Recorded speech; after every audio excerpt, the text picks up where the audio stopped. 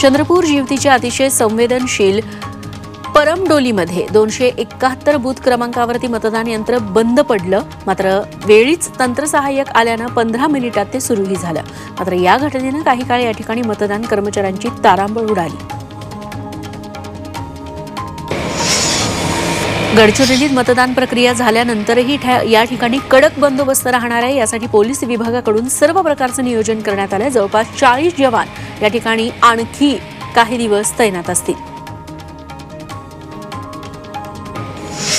केंद्रीय गृहमंत्री अमित शहा यांनी आपला उमेदवारी अर्ज दाखल केला। गुजरातच्या गांधीनगरमधून त्यांना उमेदवारी जाहीर झाली आहे आणि त्यांनी तिथूनच उमेदवारी अर्ज भरला। पंतप्रधान मोदींना तिसऱ्यांदा पंतप्रधान करण्यासाठी जनता उत्सुक असल्याची प्रतिक्रिया अमित शहा यांनी दिली। साऊथचा सुपरस्टार रजनीकांत यांनी तामिळनाडूत सकाळीच मतदानाचा हक्क बजावला। अमृत नोनी गॅस्ट्रिन, अपचन, ऍसिडिटी, गॅस्ट्रबल यापैकी तुम्हाला कुठलाही गॅस्ट्रिक प्रॉब्लेम झाला, उपाय एकच, अमृत नोनी गॅस्ट्रिन। चेन्नईतील स्टेला मारिस कॉलेजच्या मतदान केंद्रावर त्यांनी मतदान केलं। तामिळनाडूतील सर्व 39 जागांवर पहिल्याच टप्प्यात मतदान पार पडणार आहे।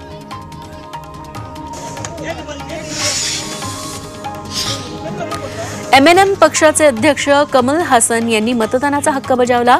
चेन्नईच्या कोयम्बेडू इथल्या मतदान केंद्रावर जाऊन त्यांनी मतदान केलं। साऊथ सुपरस्टार अजित यांनीही सकाळीच मतदानाचा हक्क बजावला। सर्वसामान्य मतदारांप्रमाणे त्यांनीही रांगेत उभं राहत मतदान केलं। यावेळी जगातल्या सर्वात मोठ्या लोकशाहीच्या या उत्सवात सर्वांनी सहभागी व्हावं, मतदान करावं असं आवाहन त्यांनी मतदारांना केलं।